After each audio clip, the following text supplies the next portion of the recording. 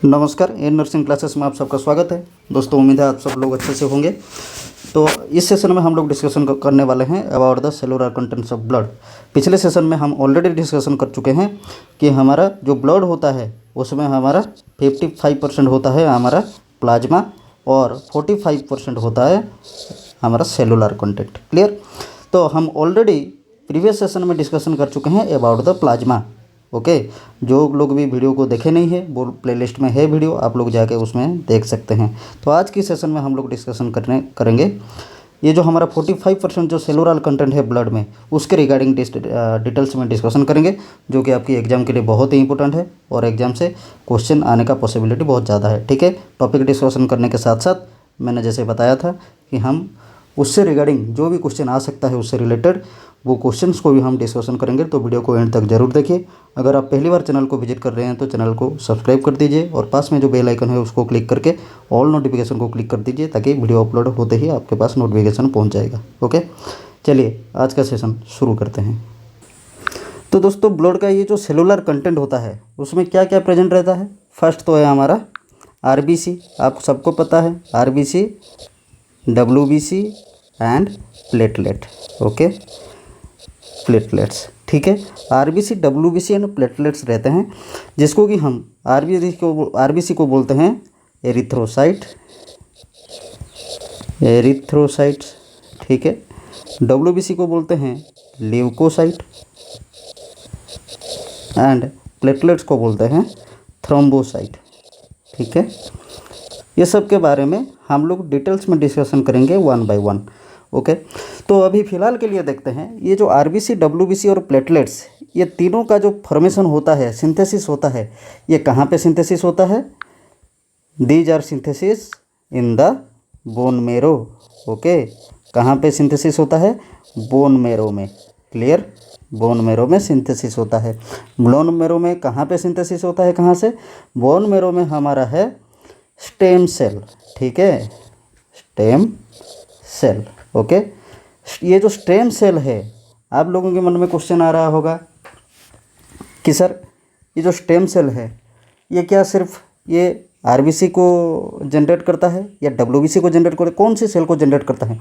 तो मैं यहाँ पे आपको बता दूँ, ये जो स्टेम सेल होते हैं, this stem cell is pluripotent in nature, ठीक है, pluripotent in nature. Okay, stem cell जो होता है हमारा बोन मेरो में, वो स्टेम सेल क्या होता है? प्लूरिपोटेंट बाय नेचर होता है। प्लूरिपोटेंट का मीनिंग क्या है? कि वो कोई भी सेल को जनरेट कर सकता है, ठीक है, वेराइटीज ऑफ सेल को जनरेट कर सकता है। कौन? ये जो प्लूरिपोटेंट, ये जो हमारा स्टेम सेल है, ठीक है, pluripotent stem cell. Stem cell pluripotent नाम नहीं है, प्लूरिपोटेंट एक नेचर है, जिसका मतलब क्या होता है कि more than one multiple cell को जनरेट करने की जो कैपेसिटी है वो स्टेम सेल में है, वो कैपेसिटी को बोलते हैं प्लूरिपोटेंट, ठीक है।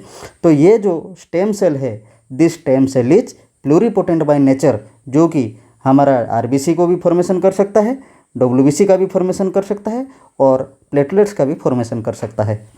क्लियर हो गया? तो हमारा अगर क्वेश्चन आता है, देखिए यहाँ पे क्या क्या क्वेश्चन आ सकता है कि आरबीसी का नाम क्या बोलते हैं हमको, उसको एरिथ्रोसाइट्स, डब्ल्यूबीसी को बोलते हैं ल्यूकोसाइट्स एंड प्लेटलेट्स को बोलते हैं थ्रोम्बोसाइट। एकदम हम लोग बेसिक से शुरू करेंगे, ठीक है।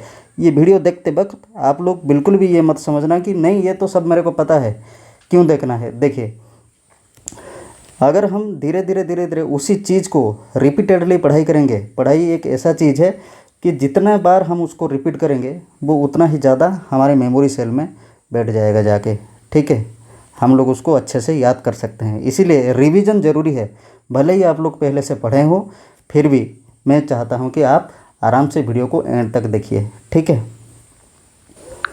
तो ये जो हमारा erythrocyte, leukocyte, thrombocyte, that means RBC, WBC and platelets, जो हमारा स्टेम सेल से जनरेट होते हैं, वो वेरियस ऑफ डेवलपमेंटल स्टेज दे के आते हैं, ठीक है। एक ही बार में यहाँ से स्टेम सेल से जनरेट हुए और आके ब्लड सर्कुलेशन में मिल गए, ऐसा नहीं होता है।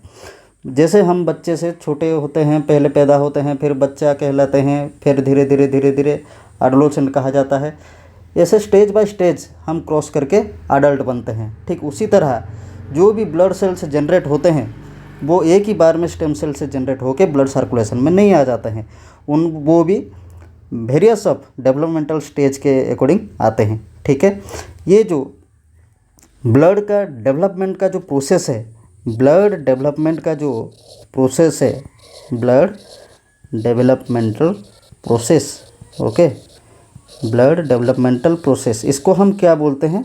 इसको बोलते हैं हेमोपोएसिस। Okay, हेमोपोएसिस, हेमोपोएसिस, clear. हेमोपोएसिस का मतलब क्या है? ऑल ये जो ऑल ब्लड सेल हैं, आरबीसी, डब्ल्यूबीसी और प्लेटलेट्स, ठीक है, haemopoiesis meaning the developmental process of all blood cell, clear. उसमें हेमोपोएसिस में आरबीसी का भी डेवलपमेंटल प्रोसेस गिना जाएगा, डब्ल्यूबीसी का भी डेवलपमेंटल प्रोसेस गिना जाएगा और प्लेटलेट का भी डेवलपमेंटल प्रोसेस गिना जाएगा। ठीक है, ऑल ब्लड सेल का जो डेवलपमेंटल प्रोसेस है उसको बोलते हैं हेमोपोएसिस। तो अगर आपके मन में क्वेश्चन आता है तो फिर आरबीसी का डेवलपमेंटल प्रोसेस को हम क्या बोलते हैं? उसको बोलेंगे एरिथ्रोपोएसिस। ठीक है, जबकि हम लोग आरबीसी को एरिथ्रोसाइट बोलते हैं, तो एरिथ्रोसाइट का जो डेवलपमेंटल प्रोसेस होगा वो क्या होगा? Erythropoiesis, erythropoiesis, clear.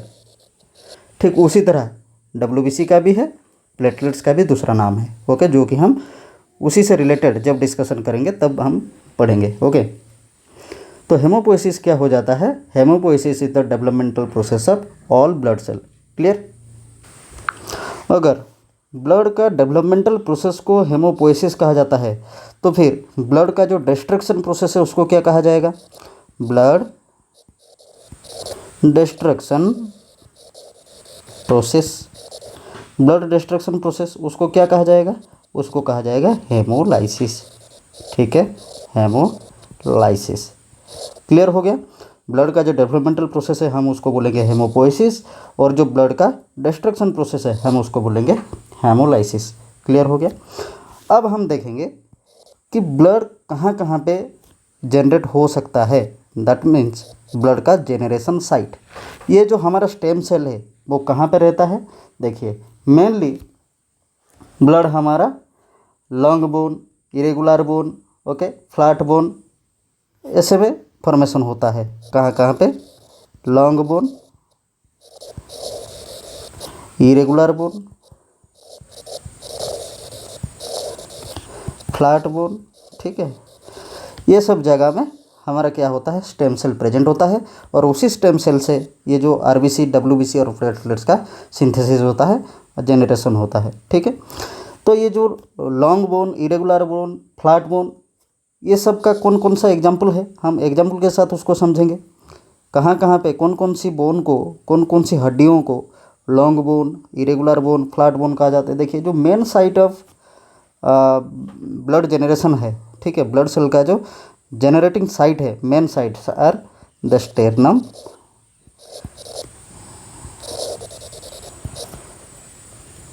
Ribs, pelvis, skull, etcetera. ठीक है, ये सब में क्या होता है? स्टेम सेल प्रेजेंट होता है, और स्टेम सेल जहाँ जहाँ पे प्रेजेंट होता है वहाँ से हमारा ब्लड सेल्स का जेनरेशन होता है। क्लियर हो गया। तो अब तक हमने क्या क्या डिस्कशन किया? हमने डिस्कशन किया कि हमारा जो सेलुलर कंटेंट्स होते हैं ब्लड का, वो सेलुलर कंटेंट्स कौन कौन से कंटेंट्स होते हैं, कौन कौन से सेल होते हैं? एक तो है आरबीसी, रेड ब्लड सेल और erythrocyte, WBC, white blood cell और ल्यूकोसाइट, प्लेटलेट्स जिसको हम बोलते हैं थ्रोम्बोसाइट। ओके, अगर ब्लड का जेनरेशन प्रोसेस क्या होता है? ब्लड का जेनरेशन और डेवलपमेंटल प्रोसेस हम उसको बोलते हैं हेमोपोएसिस, और उसका डिस्ट्रक्शन प्रोसेस को बोलते हैं हेमोलाइसिस। ठीक है, haemopoiesis means the developmental process of all blood cell. Okay, अगर हम पर्टिकुलर देखेंगे आरबीसी का, तो आरबीसी को एरिथ्रोसाइट कहा जाता है, और एरिथ्रोसाइट्स का जो जनरेशन प्रोसेस होता है उसको हम बोलेंगे एरिथ्रोपोएसिस, जो कि हम नेक्स्ट डिस्कशन करेंगे। ओके, ये जो बोन ब्लड सेल है ये कहाँ से जनरेट होता है? The blood cell are generated from the stem cell. Stem cell कहाँ पे होता है? बोन मैरो में होता है। कौन से बोन में? हमारा regular bone, irregular bone, flat bone, जिसको हम बोलते हैं स्टेर्नम, रिब्स, पेल्विस, ये सब में प्रेजेंट होता है। क्लियर। उसके बाद हम लोग अभी डिस्कशन करेंगे वन बाय वन। पहला हम देखेंगे about the RBC. Okay, about the RBC, जिसको हम बोलेंगे क्या, red blood cell. Okay, red blood cell, clear. और इसका दूसरा नाम क्या है, एरिथ्रोसाइट। Okay, erythrocyte, clear. अगर एरिथ्रोसाइट का डेवलपमेंटल प्रोसेस ऑफ एरिथ्रोसाइट क्या होता है, डेवलपमेंटल प्रोसेस ऑफ एरिथ्रोसाइट क्या कहलाएगा, एरिथ्रोपोएसिस। एरिथ्रोपोएसिस, ठीक है। एरिथ्रोसाइट का जो डेवलपमेंटल प्रोसेस है हम उसको क्या बोलेंगे, एरिथ्रोपोएसिस। ओके, जिसको हम आरबीसी भी बोलते हैं, ठीक है। ये आरबीसी देखने के लिए कैसा है, बाइकनकेव है, ठीक है। बाइकनकेव मतलब ऐसे डिस्क लाइक शेप, ठीक है। शेप अगर हम देखेंगे आरबीसी का तो इसका शेप कैसा है, disc like shape. Okay, biconcave. अगर हम इसका क्रॉस सेक्शन की बात करेंगे, इसको हम बीच में से काट देते हैं ये सेल को, तो वो कैसे दिखेगा, इस टाइप का, ठीक है। ये दोनों छोर पे ऐसे आपको देखने के लिए मिलेगा, ये बड़ा वाला राउंड देखने के लिए मिलेगा दोनों छोर पे। और ये जो बीच का जो छोर है, मिडिल का जो पोर्शन है, वो कैसे दिखेगा, इस तरीके से। एक मिनट, एक्चुअली मेरे से ड्राइंग अच्छे से होता नहीं है, दिक्कत वही है ना, इस तरीके से, ठीक है।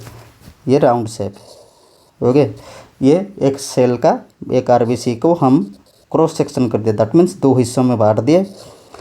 तो अगर काट देंगे तो ये बीच में ऐसे दिखेगा, बाइकॉनकेव, ठीक है। अगर लाइफ स्पान की बात करें, आरबीसी का जो लाइफ स्पान है, life span of RBC, life span कितना है, लाइफ स्पान है हमारा 120 डेज, ठीक है, 120 डेज, ठीक है। इसमें न्यूक्लियस प्रेजेंट रहते हैं क्या, न्यूक्लियस प्रेजेंट नहीं रहते, न्यूक्लियस क्या होते हैं, एब्सेंट होता है। ओके, न्यूक्लियस एब्सेंट होता है, इसीलिए हमारा जो ब्लड है आरबीसी, उसका रीजेनरेशन नहीं हो पाता। रीजेनरेशन मीन्स क्या है, जैसे हमारा एक सेल हो गया, वो डिवाइड होके कितने में कन्वर्ट हो जाएगा, 2 में, वो 2 फिर कितने में कन्वर्ट हो जाएंगे, 4 में। ये प्रोसेस नहीं हो पाता, क्यों, क्योंकि आरबीसी में न्यूक्लियस नहीं है, ठीक है। आरबीसी में न्यूक्लियस एब्सेंट होने के कारण इनका जो जेनरेशन है, रीजेनरेशन नहीं हो पाता। ये एक बार आते हैं, जनरेट होके स्टेम सेल से ब्लड में सर्कुलेट होते हैं, उसके बाद जाके डिस्ट्रॉय हो जाते हैं। कहाँ पे डिस्ट्रॉय हो जाते हैं, स्प्लीन में, ठीक है। Graveyard of RBC, spleen का, आरबीसी का हमारा शमशान घाट किसको बोलते हैं, स्प्लीन को बोलते हैं, स्प्लीन। ओके, और स्प्लीन में डिस्ट्रॉय होने के बाद वो डिपॉजिट कहाँ हो जाता है, डेड सेल जाके लीवर में डिपॉजिट हो जाता है, ठीक है। Spleen is the graveyard of RBC. Okay, उसमें जाके डिस्ट्रॉय होते हैं और डेड सेल डिपॉजिट होता है जाके हमारा लीवर में, ठीक है। वो लीवर में डिपॉजिट होते हैं, होने के बाद क्या होता है, उसका जो हीम पार्ट है, मैं बताऊंगा सब चीज़, ठीक है। उसका जो हीम पार्ट है, वो हीम पार्ट से जनरेट होता है क्या, बाइल। हीम पार्ट से क्या जनरेट होता है, बाइल। ओके, मैं बस ऐसे ही बता दिया अभी, ये हम लोग डिटेल्स में डिस्कशन करेंगे। ओके, उसके बाद देखेंगे हम लोग ये जो नॉर्मल वैल्यू है आरबीसी का, नॉर्मल वैल्यू कितना है, नॉर्मल वैल्यू कितना है आरबीसी का। आरबीसी का जो नॉर्मल वैल्यू है, मेल में ये रहता है 4.5 to 6.5 मिलियन पर लीटर, ठीक है। मेल में कितना रहता है, 4.5 to 6.5 मिलियन पर लीटर, और फीमेल में ये रहता है 3.8 to 5.8 मिलियन पर लीटर। क्लियर हो गया। अच्छा, मैंने जो बताया अभी कि न्यूक्लियस ना होने के कारण 120 डेज ये ब्लड में सर्कुलेट होते हैं और उसके बाद जाके स्प्लीन में डिस्ट्रॉय हो जाते हैं और लीवर में जाके डिपॉजिट हो जाता है डेड सेल। ओके, तो कितना क्वांटिटी डिस्ट्रॉय होता है, क्या जितना ब्लड सेल हमारा आरबीसी का जनरेट होता है उतना ही ब्लड सेल जाके डिस्ट्रॉय हो जाता है, तो नहीं। हमारे टोटल सर्कुलेशन में जितना ब्लड सेल है, ठीक है, 1% उसमें से क्या होता है, डिस्ट्रक्शन होता है टोटल सर्कुलेशन का। ओके, टोटल सर्कुलेशन में जितना आरबीसी प्रेजेंट रहेगा उसमें से हर बार में कितना होगा, 1%। ठीक है, हर बार में कितना होगा, 1%। दैट मीन्स अगर हमारे सर्कुलेशन में 100 आरबीसी हैं, सपोज मैं बोल रहा हूँ 100 आरबीसी है, तो कितना डिस्ट्रक्शन होगा एक ही बार में, 1 आरबीसी डिस्ट्रक्शन हो जाएगा। क्लियर। और उतना ही नंबर में जितना ये डिस्ट्रक्शन होगा उतना ही नंबर में क्या होगा, फिर से रीजेनरेट होगा from the stem cell. Clear हो गया। तो आरबीसी का मेन फंक्शन क्या होता है हम देखेंगे अभी। फंक्शन ऑफ आरबीसी, आरबीसी का मेन फंक्शन क्या होता है, ये सप्लाई करता है nutrients, supply nutrients and gases, clear हो गया। न्यूट्रिएंट्स तो समझ में आता है, लेकिन गैसेस क्या सप्लाई करता है।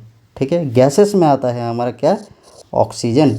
ओके, ऑक्सीजन को कैरी करके लेके जाता है लंग्स से, कहाँ से, लंग्स से ऑक्सीजन लेके जाता है टिश्यू और सेल्स तक। ठीक है, और टिश्यू और सेल्स से कार्बन डाइऑक्साइड लेके आता है कहाँ तक, लंग्स तक। क्लियर हो गया। न्यूट्रिएंट्स को सप्लाई करता है, उसके साथ साथ हमारा जो टिश्यू मेटाबॉलिज्म में जो हमारा कार्बन डाइऑक्साइड का जनरेशन होता है, वो कार्बन डाइऑक्साइड को एक्सक्रीट आउट करने के लिए बॉडी से वो कार्बन डाइऑक्साइड को कैरी करके लेके आता है हमारा लंग्स तक, और लंग्स से ऑक्सीजन कैरी करके लेके जाता है सेल और टिश्यू तक। क्लियर। अच्छा, ये जो गैस ट्रांसपोर्टेशन में आरबीसी क्या रोल प्ले करता है, देखिए आरबीसी डायरेक्टली गैस ट्रांसपोर्ट नहीं करता। आरबीसी में एक मॉलिक्यूल प्रेजेंट होता है जिसको हम बोलते हैं हीमोग्लोबिन। ओके, क्या बोलते हैं, हीमोग्लोबिन।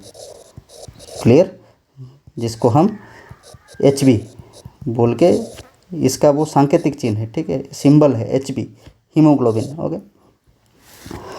देखिए आपको थोड़ा उल्टा उल्टा लग रहा होगा, मेरा हिंदी थोड़ा मतलब वीक है, मैं कोशिश कर रहा हूँ फिर भी अपना बेस्ट देने के लिए। ओके, तो आरबीसी में एक मॉलिक्यूल प्रेजेंट रहता है, उसको हम बोलते हैं हीमोग्लोबिन। ओके, ये जो हीमोग्लोबिन है, हीमोग्लोबिन ऑक्सीजन को कैरी करके लेके जाता है और कार्बन डाइऑक्साइड को कैरी करके लेके आता है। O2 और CO2 का ट्रांसपोर्टेशन में कौन हेल्प करता है, हीमोग्लोबिन। क्लियर। ये जो हीमोग्लोबिन है, हीमोग्लोबिन जब ऑक्सीजन कैरी करता है तो उसको क्या बोला जाता है, जो हीमोग्लोबिन क्या कैरी करता है, ऑक्सीजन के साथ बाइंड होके ट्रांसपोर्ट करता है ऑक्सीजन को, उसको हम बोलते हैं oxy haemoglobin. Okay, oxy haemoglobin. इसका स्ट्रक्चर क्या है, एक ही बार में एक हीमोग्लोबिन कितना ऑक्सीजन कैरी करके लेके जा सकता है। देखिए ये जो हीमोग्लोबिन होता है, हीमोग्लोबिन में 4 चेन होते हैं। ठीक है, हीम का मतलब क्या है, ये जो हमारा हीमोग्लोबिन है, हीमोग्लोबिन ये 2 वर्ड से बनाया गया है, एक है हमारा हीम एंड दूसरा है ग्लोबिन। ओके, हीम का मतलब होता है आयरन और ग्लोबिन का मतलब होता है प्रोटीन।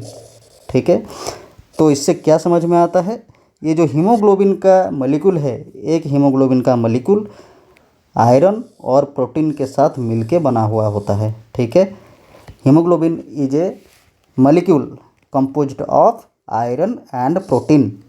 ठीक है, तो इसका जो स्ट्रक्चर होता है, जब हम अभी बात किए कि ऑक्सीजन को कैरी करके लेके जाता है, कैसे लेके जाता है, इसका स्ट्रक्चर ये वैसे बनाया हुआ होता है। कैसे बनाया हुआ होता है, देखिए एक हीमोग्लोबिन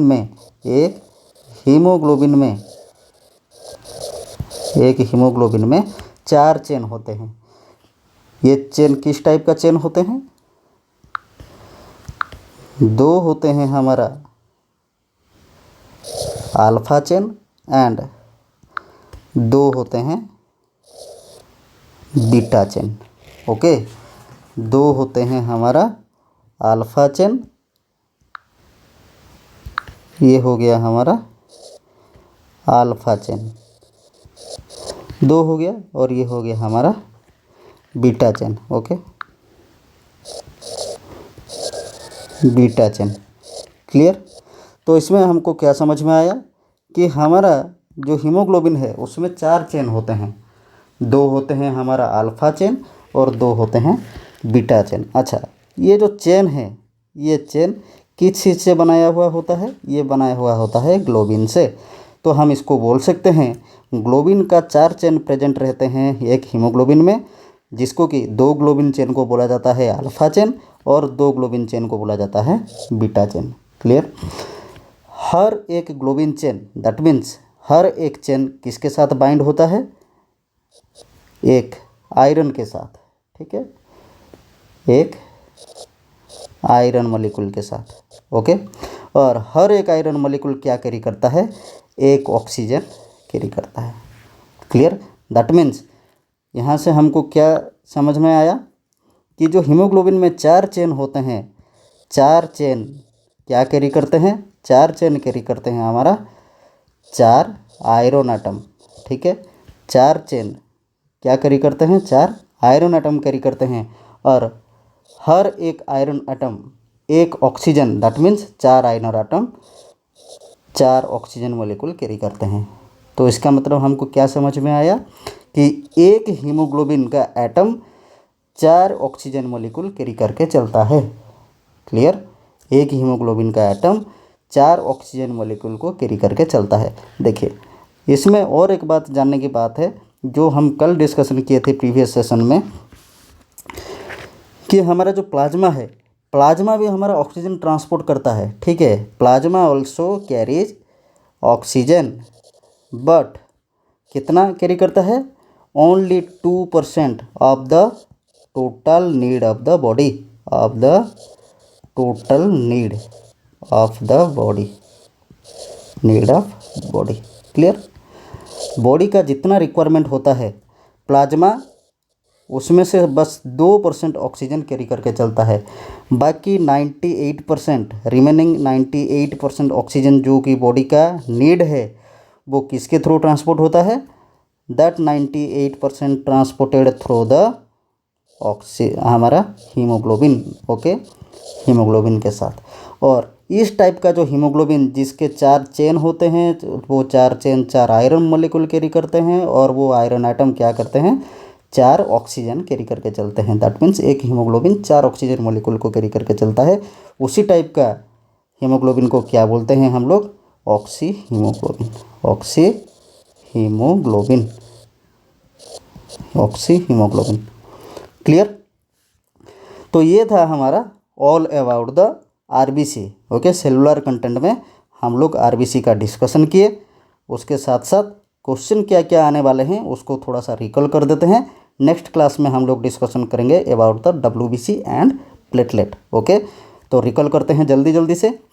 फर्स्ट हमारा आरबीसी, जिसका फुल फॉर्म होता है रेड ब्लड सेल, उसको एरिथ्रोसाइट बोला जाता है।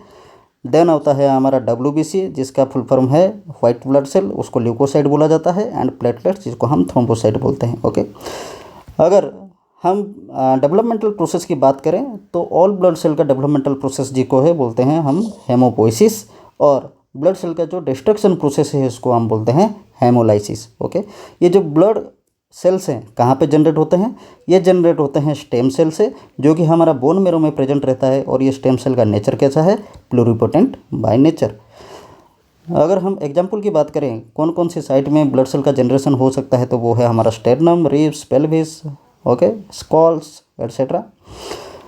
तो फर्स्ट हम डिस्कशन करें किए आरबीसी और एरिथ्रोसाइट। ओके, एरिथ्रोसाइट का जो डेवलपमेंटल प्रोसेस होता है उसको हम बोलते हैं एरिथ्रोपोइसिस। ओके, ये जो एरिथ्रोसाइट्स और आरबीसी देखने के लिए कैसा है? राउंड शेप है। ओके, बाइकॉनकेव, ये जो हम बाइकॉनकेव देखें, बाइकॉनकेव शेप का है। इसका लाइफ स्पैन होता है आरबीसी का 120 डेज, और इसमें न्यूक्लियस प्रेजेंट नहीं रहता। ओके, अगर नॉर्मल वैल्यू की बात करें तो ये अडल्ट मेल में 4.5 to 6.5 मिलियन पर लीटर के हिसाब से रहता है, और फीमेल में 3.8 to 5.8 मिलियन पर लीटर के हिसाब से रहता है। क्लियर। तो जितना हमारा इसका डिस्ट्रक्शन और जनरेशन का रेशियो क्या है? देखिए, blood all over blood cell में जितना आरबीसी सर्कुलेट होता है उसमें से सिर्फ 1% ब्लड सेल और आरबीसी डिस्ट्रक्शन होता है और उसी सेम क्वांटिटी जनरेट भी होता है। दैट्स वाई क्या होता है, ब्लड सर्कुलेशन में आरबीसी का मात्रा जो है वो मेंटेन होकर रहता है। ठीक है, ये जो फंक्शन है इसका, फंक्शन क्या है, मेन फंक्शन है इसका supply nutrients and gas exchange. Okay, gas exchange करना और न्यूट्रिशन सप्लाई करना इसका मेन फंक्शन है आरबीसी का।